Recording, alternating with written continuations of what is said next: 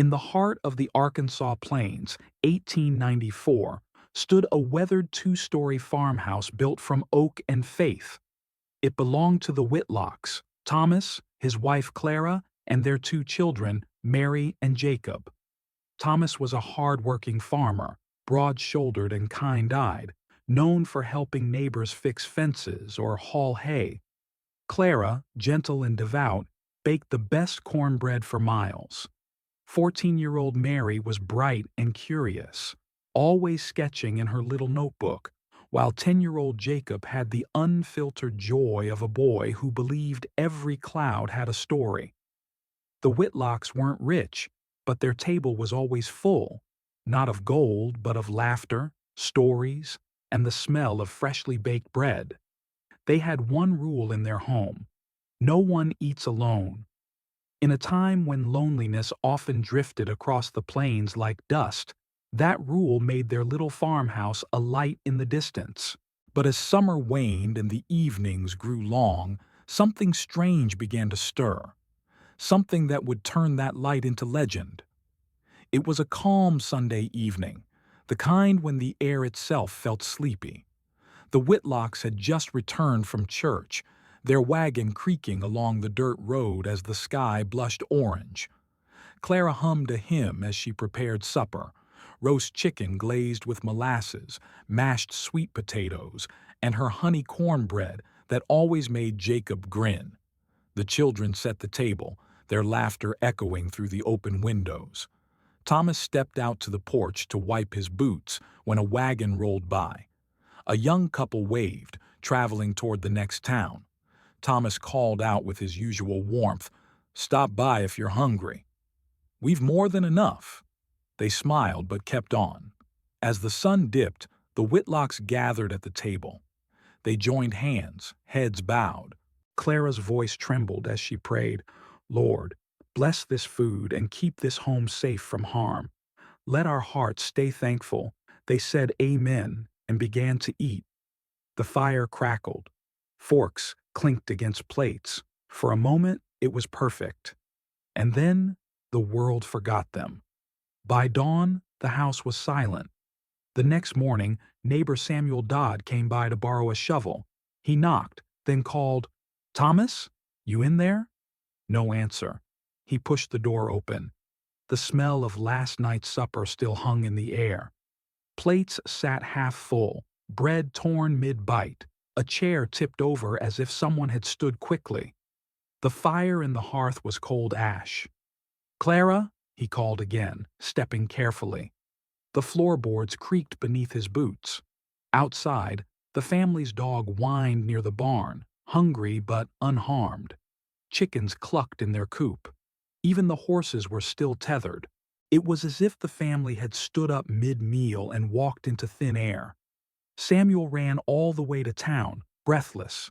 "The Whitlocks!" he shouted. "They're gone, all of them." Within hours, Sheriff Enoch Briggs gathered a search party. Men came with lanterns, dogs, and rifles.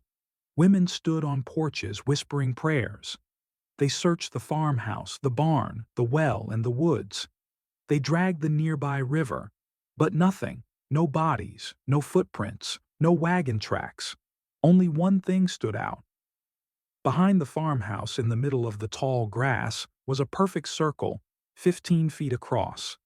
Every blade inside was dead, brittle to the touch, yet there were no burn marks, no sign of heat. One man muttered, "That's not natural." An old widow crossed herself and whispered, "Maybe the angels came for them." But Sheriff Briggs frowned. Or something else did. The prairie wind picked up, carrying with it a faint smell, like cornbread, warm and sweet. A few days later, Mary Whitlock's schoolteacher, Miss Hargrove, came forward with something clutched to her chest, a small leather-bound diary. "I found this in Mary's desk," she said softly. Inside were pages filled with tidy handwriting and innocent sketches of flowers, the farmhouse, her family. It was all sweet until the final entry, written in shaky ink. August 19th, 1894. Mama says the sky hums at night. Jacob heard it too. I saw a light in the field, like morning but silver. Papa says it's nothing, but I think it's waiting for us." Miss Hargrove wiped her eyes. She was such a bright child. The sheriff closed the book and stared out toward the plains. "Waiting for what?" he murmured. A week later, as rumors spread across counties, a stranger rode into town, tall, bearded, wearing a black coat despite the heat. He said he was a preacher. "I came looking for the Whitlocks," he told the sheriff. "They were chosen." The townsfolk gathered, curious and uneasy. "Chosen for what?" someone asked. The man smiled in a way that made people step back. "They dined with light itself," he said. "They were shown what lies beyond hunger, beyond time." He claimed he'd been traveling from Oklahoma, warning families to beware of the hum in the fields. But when asked his name, he only said, "You can call me Shepherd." That night he rented a room at the inn, and by morning he was gone. Only a wooden cross was found on his bed, carved with strange looping symbols that no one could read. 2 months after the Whitlocks vanished, something miraculous, or horrifying, happened. A letter arrived at the post office in town. The handwriting was unmistakable. Clara Whitlock. The letter was addressed to her sister, Lillian, in Little Rock. The postmark, strangely enough, was from their own town, dated 3 days after the family disappeared. It read, "My dearest Lillian, do not worry for us. We are safe now. The light has shown us the way. It's beautiful here, peaceful, without want or sorrow. Tell no one to follow. Let the fields rest. With love always, Clara." The sheriff read it twice, his hands trembling. "It's her handwriting," he said. "Every curve of every letter." But how could it be mailed when no one had seen them for weeks? The mystery deepened, and fear began to choke the town like a vine. By winter, the Whitlock farm stood abandoned. The windows were broken, the roof sagging, yet travelers passing by at night claimed to see light flickering in the windows, as though candles were burning within. Some said they heard faint laughter carried on the wind. Others swore they smelled honey cornbread or saw silhouettes moving past the curtains. When a few brave souls dared enter, they found the house cold and lifeless. The plates from that Last Supper were still there, the food petrified with age, the chairs slightly pulled out, waiting. And yet, sometimes, when the lantern light caught the right angle, they could swear they saw the outline of hands resting on the table. In 1895, almost a year after the disappearance, a young journalist from Little Rock named Edward Raines arrived, determined to uncover the truth. He mocked the locals' ghost stories. "There's a logical explanation," he said confidently. "Every mystery has one." He stayed at the abandoned farmhouse that night, his pen ready to document the truth. But as midnight drew near, he heard it, the faint clinking of silverware, the creak of a chair, the low murmur of voices. A woman's voice, clear and tender, said, "Pass the bread, Thomas." Edward froze. The sound came from the dining room. When he lit his lantern, the voices stopped. But the chairs around the table had shifted ever so slightly. When morning came, Edward was pale as chalk. He left town without filing his story, but his notebook, found years later, contained a single line scrawled in his handwriting. "We ate together, and we were chosen." Spring came, and with it, a cruel reminder. The farmers who worked near the Whitlock land noticed something strange. Another circle had formed in the grass, the same size, the same shape, perfectly even. But this time, it pulsed faintly with a greenish hue at night. Animals refused to graze near it. Horses would rear up in fear if brought too close. When it rained, the circle stayed dry. When snow fell, it melted there first. Children dared each other to step near it, but their parents warned them sternly, "Don't go near the Whitlock ring." One boy, too brave for his own good, threw a rock into the center. The rock didn't land with a thud. It made a soft clink, like striking wood. He swore he heard something after, the faint scrape of a chair and a voice that said, almost kindly, "You're early for supper." He ran all the way home, never looking back. The Whitlock mystery refused to die, though time marched on. By the turn of the century, the farmhouse had sagged into ruin, half swallowed by vines. The circle in the grass still appeared every few years, perfect and unchanging. Even when plowed over, it would return the next spring as though the earth itself remembered. Locals told the tale in hushed tones to scare their children. Mind your manners at supper, or the Whitlock light will take you too. But for older folks, the story was something deeper. It spoke of love and loss and the thin line between the living and whatever lies beyond gratitude.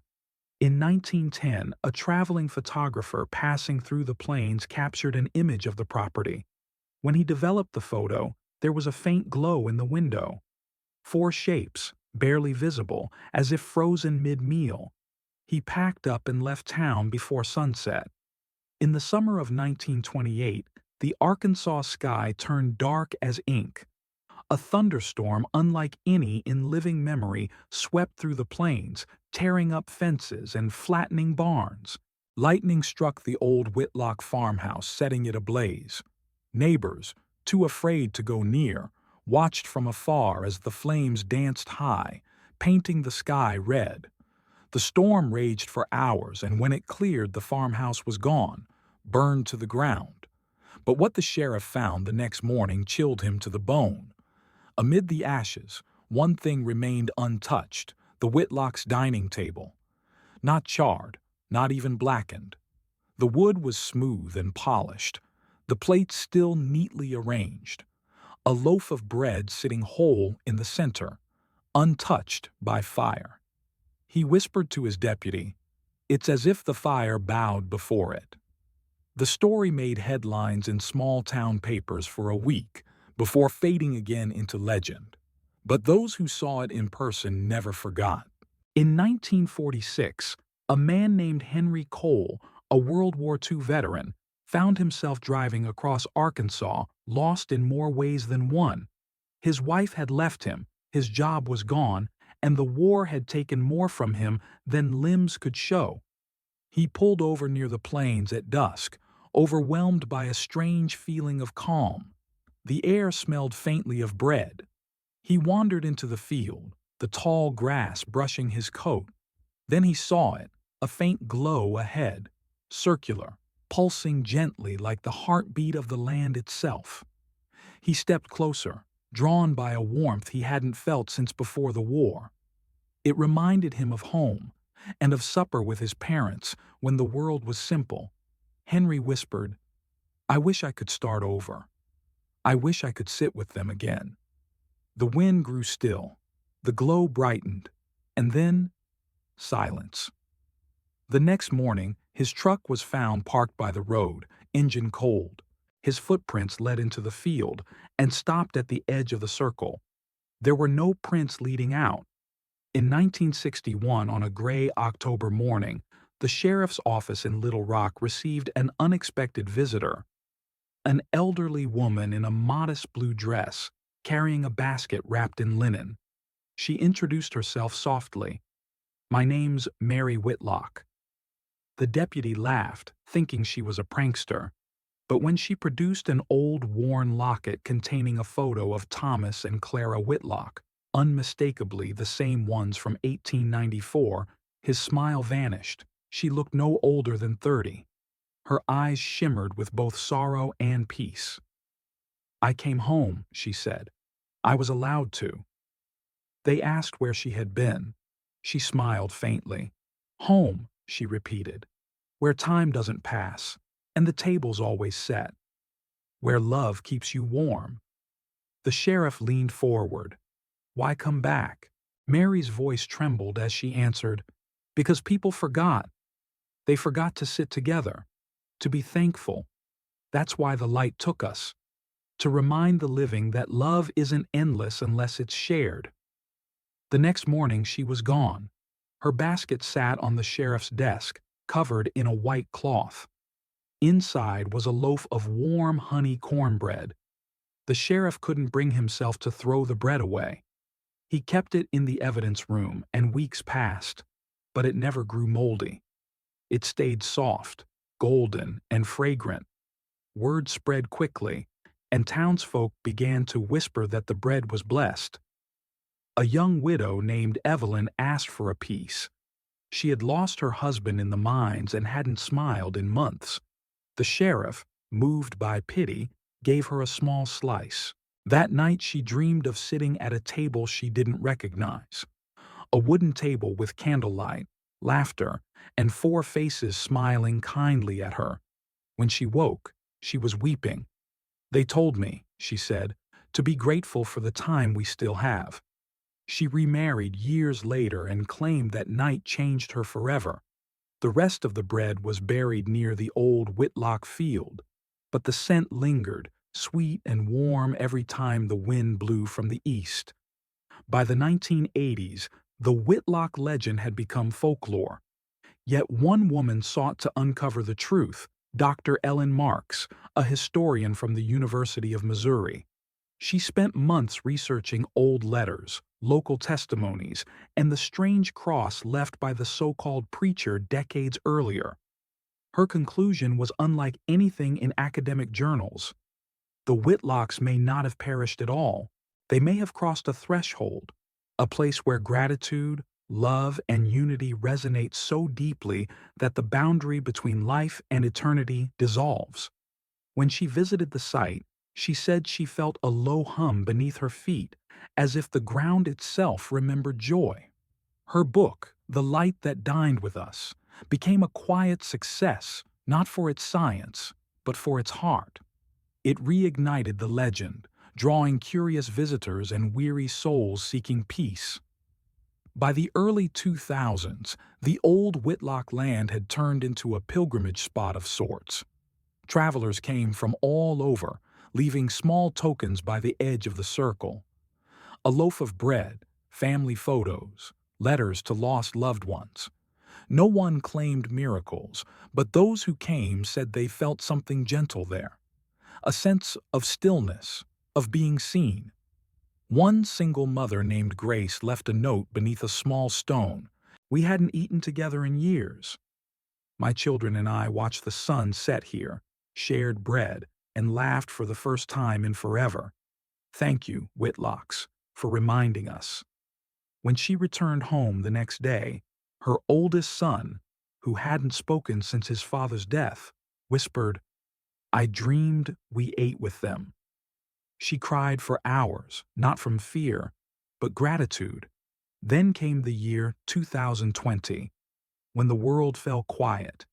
People were isolated, families apart, tables empty, and that's when the miracle happened. All across the world, thousands of people reported the same dream on the same night.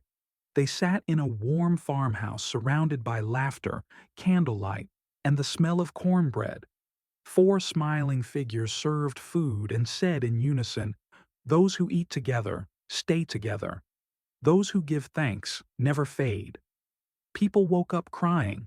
Some called estranged family members. Others baked bread and shared it with neighbors they'd never spoken to before. The story of the Whitlock dream went viral, spreading hope where despair had lived. No one could explain it, but no one needed to. 2 years later, a local farmer named Caleb Moore bought the old property to restore it. While digging near the field to build a fence, his shovel hit something solid. He unearthed a small wooden plaque, perfectly preserved despite its age. The engraving was simple and clear. "Where love is shared, we are never lost. Where gratitude dwells, we are never gone." Caleb placed it in a glass case in the local town hall. That night, as the sun sank beneath the horizon, dozens of witnesses claimed they saw a soft light bloom across the plains. Four faint figures, a man, a woman, and two children, stood hand in hand near the circle. The woman turned as if smiling toward the town, and the light faded. For a long time afterward, the air smelled faintly of honey and warm bread. The Whitlock mystery was never solved. Not by sheriffs, not by scientists, not by time. But maybe it was never meant to be solved. Maybe it was meant to be felt. In a world that moves too fast, where families eat in silence and gratitude fades into habit, their story endures like a gentle echo across the plains. They remind us that love, shared at a simple table, can bridge even the gap between life and eternity. If you visit the Arkansas plains today, you'll find wildflowers growing where their farmhouse once stood. On quiet evenings, when the wind rustles the grass just right, some swear they hear laughter carried on the air, the sound of a family that ate together, and in doing so, became forever. And somewhere in that soft, endless horizon, the Whitlocks still sit around their table, smiling at the world that finally learned to give thanks again.